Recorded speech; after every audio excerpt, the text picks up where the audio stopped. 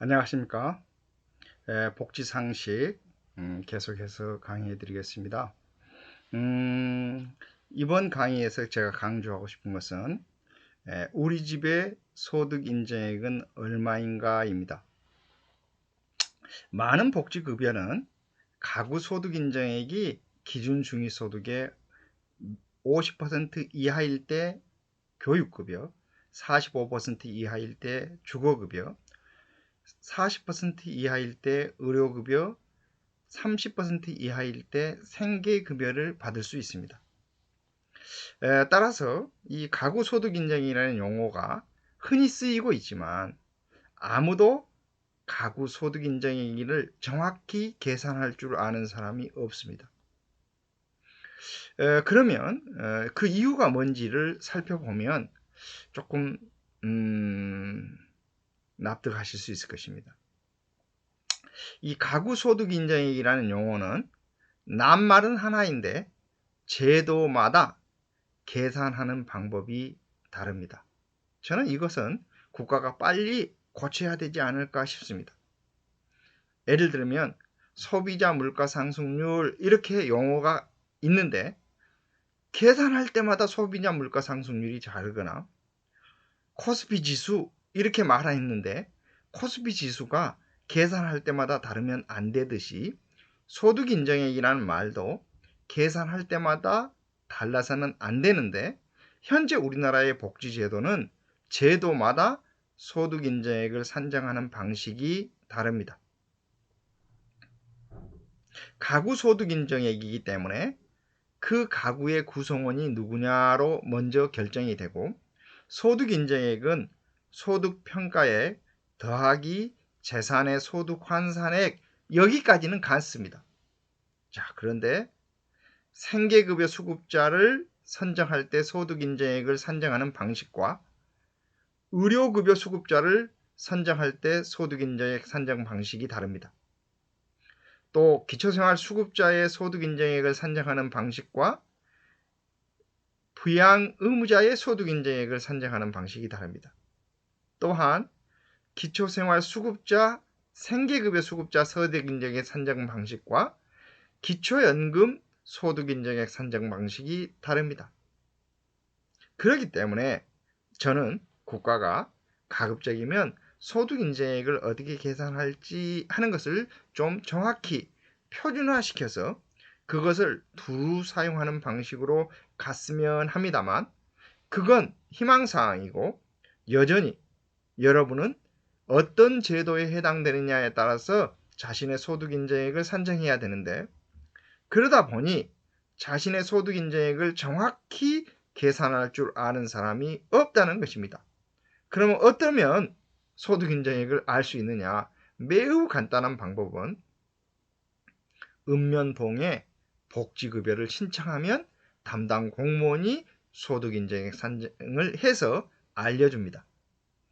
예를 들면 기초생활보장에 생계급여를 신청하면 생계급여 소득인정액이 얼마인지, 의료급여를 신청하면 의료급여 소득인정액이 얼마인지, 기초연금을 신청하면 기초연금의 소득인정액이 얼마인지를 알려줍니다. 따라서 여러분들은 대략 어느 정도 될 것이다 라고 대충 짐작을 하고 실제로 신청할 때에는 그 액수가 짐작한 금액보다 적을 수도 있고 많을 수도 있다는 것을 기억하시기 바랍니다. 가구소득인정액에서 주의해야 될 점은 가구의 구성원을 누구로 보느냐 하는 것입니다. 예를 들어서 부부가 살고 있고 미혼의 자녀가 2명이 있다 하면 4명이 가구원입니다만 만약에 대학을 다니기 위해서 생계와 주거를 달리하는 다른 곳에서 산다라고 가정해 보시기 바랍니다. 그러면 가구원일까요? 아닐까요? 우리나라의 통념상 가구원으로 봅니다. 비록 주거는 달리하더라도 그 생계비를 부모가 줄 것이라고 보기 때문에 그렇습니다. 그런데 고등학교를 졸업해가지고 타지에 가서 취업을 했다. 그러면 생계와 주거를 달리하는 것으로 간주해 줍니다. 그러면 생계와 주거를 달리하는 사람은 가구원이 아니라 부양 의무자로 신분이 바뀌게 됩니다.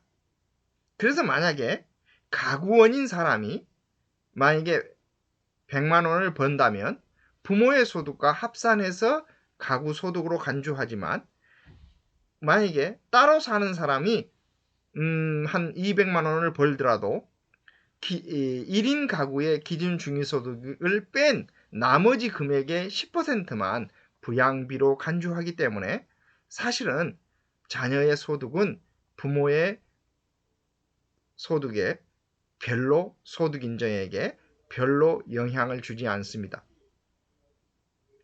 그러면 가구원을 누구로 결정할 것인가, 가구원을 누구를 넣고 누구를 뺄 것인가는 매우 중요한 기준이 됩니다. 특별히 독거노인으로 알려져 있는 사람들의 가정을 조사하다 보면 사실상 가족관계가 단절되어 있는 자녀가 있는 경우나, 혹은 사실상 가족이 아닌 사람이 끼어 있는 경우가 들어 있습니다. 대표적으로 한 독거노인으로 알려져서 그분을 좀 도와드려야 되겠다라고 조사해봤더만, 예를 들면 35세인 아들이, 미혼인 아들이 있다라고 가정해 보십시다. 자, 그러면 주민등록부에 있기 때문에 가구원으로 간주합니다.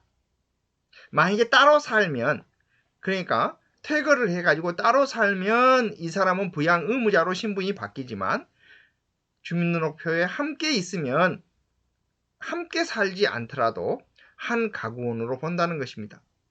그러면 노인 혼자 살면 65세 이상 노인은 특별히 소득 능력이 없으면 국가가 좀 도와줘야 되겠다라고 생각하지만, 35세인 자녀가 있으면 노동 능력이 있는 사람이 있기 때문에 쉽게 도와주기가 어려울 것입니다. 그러면 여쭤보죠. 이 아들이 어떻게 도와주고 있습니까? 아니, 3년 동안 코빼기도 못 봤어요. 이런 경우가 있을 수 있습니다. 자, 그러면 경찰서에 가서 가출인 신고를 하면 됩니다. 경찰서에 가서 가출인 신고를 하면 한 달이 지나면 이제 그 가구에 없는 것으로 간주해줘서 이제 독거노인이 되는 것입니다. 그리고 가출인이기 때문에 부양 능력도 없다라고 봐야 되겠죠. 또한 함께 살아도 별도 가구로 인정해주는 제도가 있다는 것을 꼭 기억해 주시기 바랍니다. 대개 노인들만 사는 가구에 결혼한 딸이 이렇게 자녀들과 손자녀들과 함께 들어와 사는 경우도 있을 수 있습니다. 대개 이혼을 하거나 이러면 그렇게 되잖아요. 또한 자녀 중에 특히 아들 중에 자신은 제대로 지금 살기가 좀 어려우니까 손자녀만 부모에게 떠넘겨놓고 이렇게 떠돌이 생활을 하는 사람도 주변에 적지 않아 있습니다. 자, 이러면 함께 사는 가구이죠. 함께 사는 가구이지만, 예를 들면 결혼한 사람이 다시 부모의 집에서 합쳐서 살면 그 자녀 세대만 따로 사는 것처럼 간주해 줄 수가 있습니다. 이걸 우리가 별도 가구라고 합니다. 그러니까 함께 살지만 별도 가구로 보는 가장 대표적인 경우는 30세 이상이 된 미혼의 장애인 같은 경우도 그렇습니다. 자, 그러면 부모는 그럭저럭 먹고 사는 수준인데 자녀가 사실은 이런저런 비용이 많이 들어가기 때문에, 특히 중증 장애인의 경우에는 의료비라든지 이런 게 많이 들어가잖아요. 그러면 그 자녀만은 떼어서 함께 살더라도 별도 가구로 간주해 준다는 것입니다. 자, 그러면 30세 이상의 미혼인 장애인이라든지, 혹은 결혼을 한 자녀가 다시 부모 집에 와서 더부살이를 한다든지, 이런 경우는 별도 가구로 간주를 해서 그 가구만을 기초생활 수급자로 만들어줄 수도 있습니다. 따라서 저는 여러분들이 가구 소득 인정액이 어떻게 계산되는지를 꼭 알아주시기 바랍니다. 가구 소득 인정액은 크게 소득평가액에 재산의 소득 환산액으로 계산되기 때문에 소득평가액이라는 것을 먼저 계산할 줄 알아야 됩니다. 많은 사람들은 아직도 소득평가액, 소득인정액, 이게 다 다른 낱말이라는 것을 잘 모릅니다.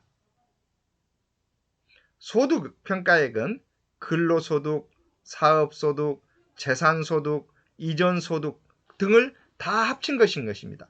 근로소득만을 보는 것이 아니에요. 근로소득은 물론이고 사업소득, 재산소득이라는 것은 방세를 받는다든지 이런 재산소득, 자, 이전소득이라는 것은 국민연금이나 기초연금이나 이런 것도 다 소득으로 간주한다는 것입니다. 특별히 근로소득은 내가 실제 받은 금액이 근로소득이 아니고 세금과 사회보험료 등을 포함한 원래의 소득을 우리가 흔히 순소득 혹은 뭐 이렇게 얘기하죠. 실제로 내 통장에는 찍히지 않지만 내 급여명세서에 찍힌 모든 것이 내 근로소득입니다.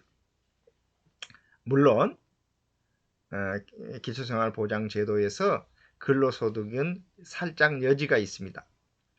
2020년부터 근로소득은 30%를 공제하고 소득평가액을 계산합니다. 그 말은 무슨 말이냐면 만약에 매달 근로소득이 200만 원인 사람이 있다면 2019년까지는 200만 원으로 간주했지만 2020년부터서는 30%인 60만 원을 공제하고 140만 원만을 소득으로 본다는 뜻입니다. 소득평가액으로 본다는 뜻입니다. 그러니까 작년에는 200만 원이라는 이유로 그래서 소득평가액이 200만 원인 이유로 안 되었던 사람도 올해 신청하면 같은 금액이라도 올해는 소득평가액이 140만 원밖에 안 될 수도 있다는 것입니다. 또한 근로소득은 실수령액이 아니라 급여명세서에 찍힌 돈이 다 근로소득이라고 했는데 실은 근로소득 중에서는 이른바 초과 근로수당 같은 것들이 포함되어 있는 경우가 많습니다. 특별히 사회복지시설기관 단체 등에서 일하는 분들은 어떤 일을 하느냐에 따라서 매달 한 4, 50만 원 정도는 초과 근로수당인 경우가 적지 않습니다. 그러면 200만 원 중에서 초과 근로수당이 만약에 40만 원이라면 200만 원에서 40만 원을 공제한 160만 원을 근로소득이라고 보고 그 근로소득에서 또 다시 30%를 공제하기 때문에 실제 소득평가액은 쑥 떨어질 수도 있습니다. 근로소득은 이렇게 좀 여지가 있는 것에 비교해서 재산소득이나 이전소득은 그런 공제가 별로 없다는 것도 꼭 기억해 주시기 바랍니다. 이 때문에 어르신들 중에서는 기초연금을 받으면 기초연금을 받은 것만큼 기초생활보장 생계급여를 받는 사람들은 생계급여 액수가 떨어지는 경우가 있습니다. 자, 그러면 이제 가구 특성별 지출 요인을 공제해 준다는 것도 기억해 주시기 바랍니다. 특히 어르신들의 경우에는 만성 질환에 걸린 경우가 많습니다. 고혈압이라든지 당뇨라든지 고지혈이라든지 이런 만성 질환에 걸린 사람들은 병원에 영수증을 첨부하면 그것만큼 지원을 받을 수가 있습니다.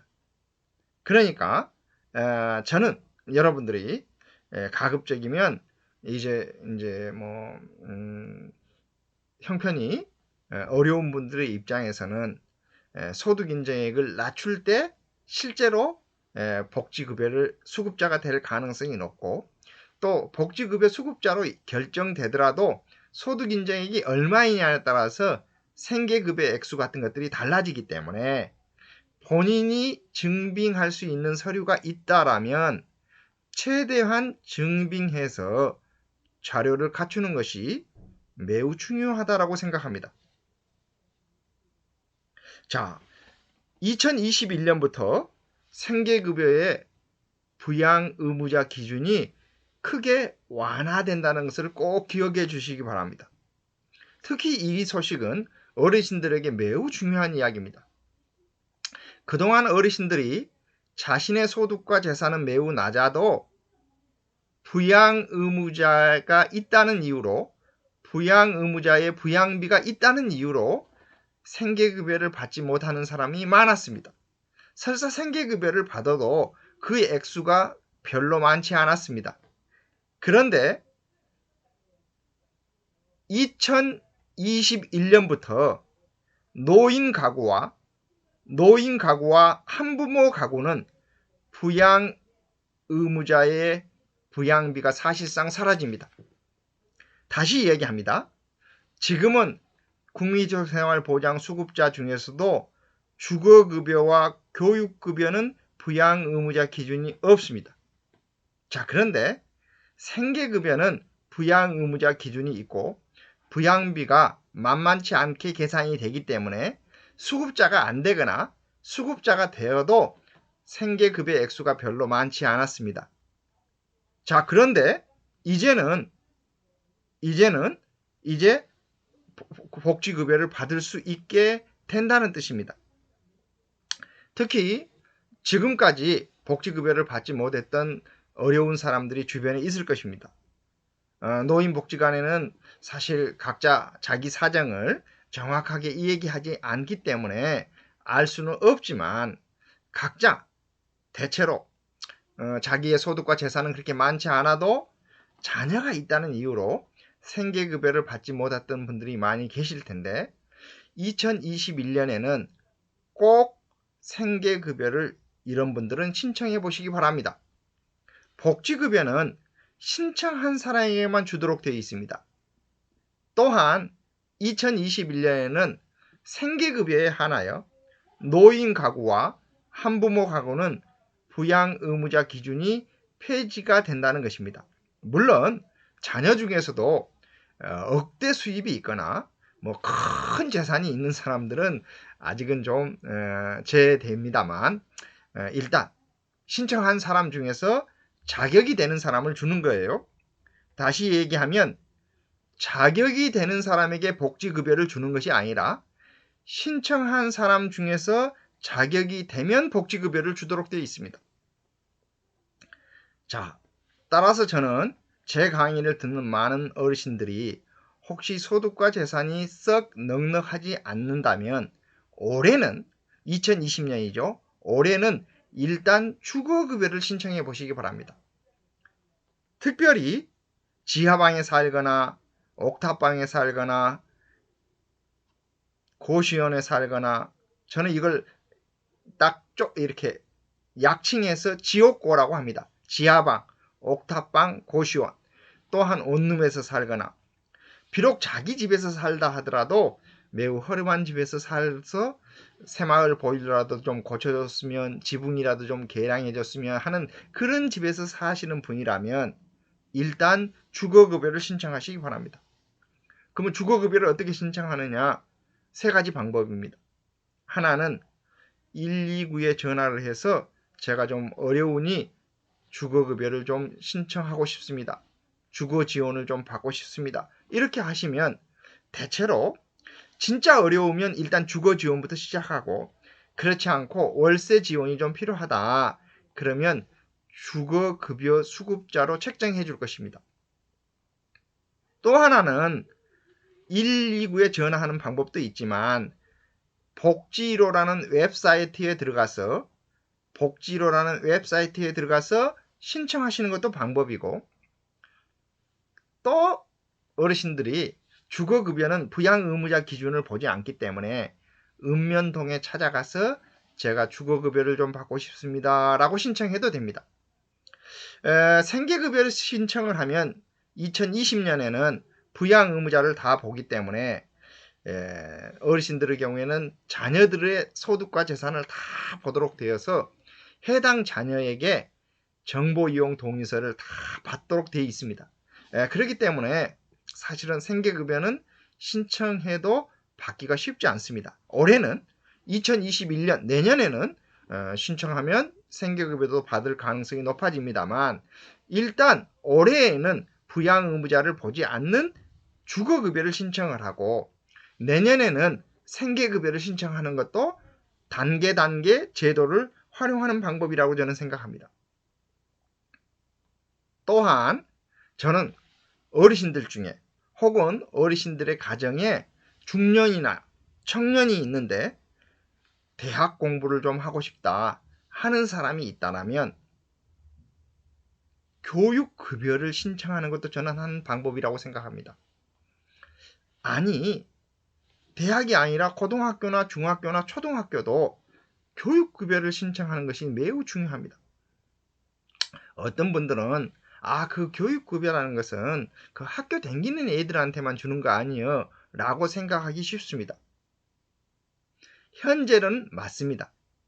교육급여는 학교 다니는 아동, 청소년에게 주로 적용이 됩니다만 마치 의료급여 수급자가 있다 하더라도 의료급여 수급자 이 카드가 있다 하더라도 병원에 안 가면 의료급여를 못 받잖아요. 약국을 안 가면 의료급여를 못 받잖아요. 그러듯이 예를 들어서 자녀들이 지금 현재 교육급여를 받고 있고 부모는 지금 직장을 다니고 있다. 그러면 부모는 교육급여를 못 받지만 법적으로는 교육급여 수급자입니다.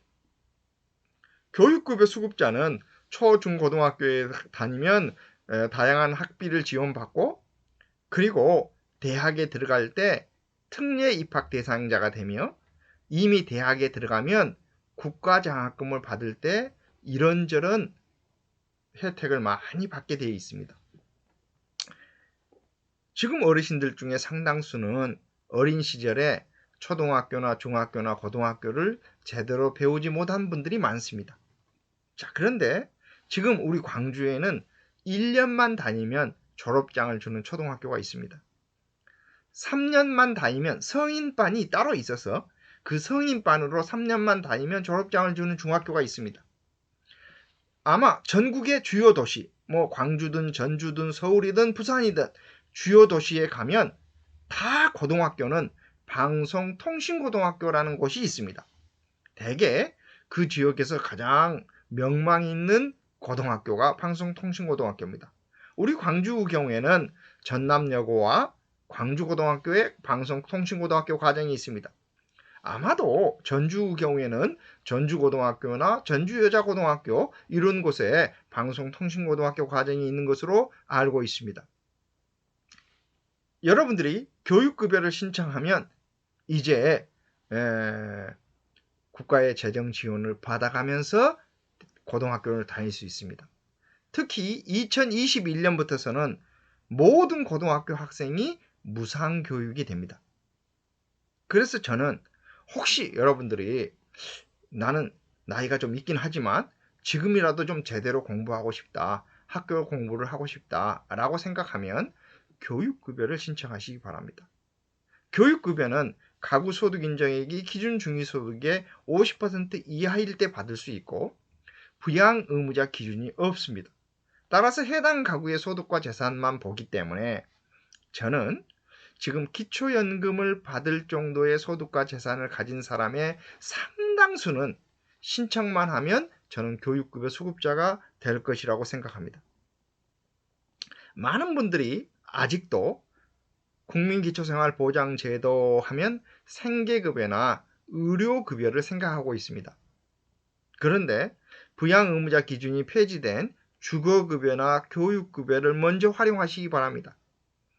2021년에는 노인 가구와 한부모 가구는 부양의무자 기준이 사실상 폐지가 되기 때문에 내년에는 생계급여를 활용할 수도 있습니다.